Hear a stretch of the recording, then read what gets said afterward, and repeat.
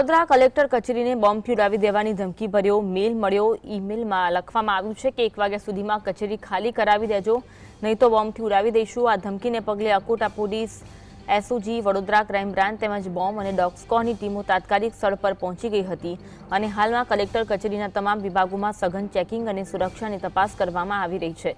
Vadodara collector કચેરીમાં અરજદારોને પ્રવેશ પર રોક લગાવવામાં આવી અને સમગ્ર કલેક્ટર કચેરીમાં હાલ ચેકિંગ હાથ ધરવામાં આવી રહ્યું છે।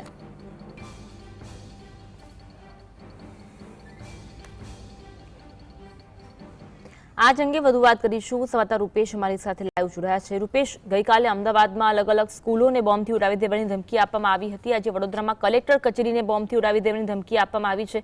કેવી તપાસ ચાલી રહી છે હાલ?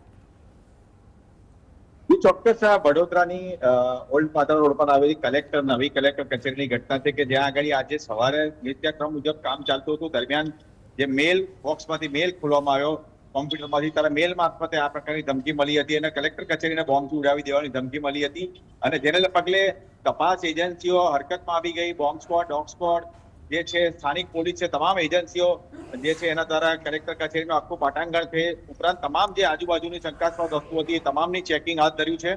અને સૌથી મહત્વની વાત હતી કે વાત એવી પણ આવી રહી કે 2025ની શરૂઆતમાં પણ આ પ્રકારની ધમકી મળી હતી અને પરંતુ તે પોકળ સાબિત થઈ હતી। પણ હવે તંત્ર કોઈ પણ પ્રકારની રિસ્ક લેવા નથી માંગતું, એટલા માટે હાલ જે છે તપાસ એજન્સીઓ એમના જે મેલ આવ્યો છે, આ મેલ ક્યાંથી આવ્યો, એનો મકસદ શું હતું, એ તમામ જે પાસાઓ અગાઉનું જે લખાણ હતું એને આ લખાણ પણ મેચ કરી રહી છે, એટલે તમામ જે વિગતવાર છે એની તપાસ હાથ ધરી રહી છે। જી, ધમકીને પગલે હાલ કલેક્ટર કચેરીને ખાલી કરી દેવામાં આવી છે। તપાસ કેવી ત્યાં ચાલી રહી છે?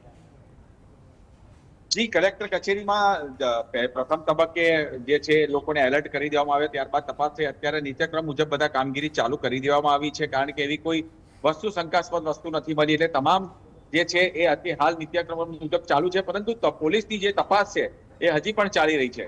જી, કઈ કઈ ટીમ હાલ ઉપસ્થિત છે?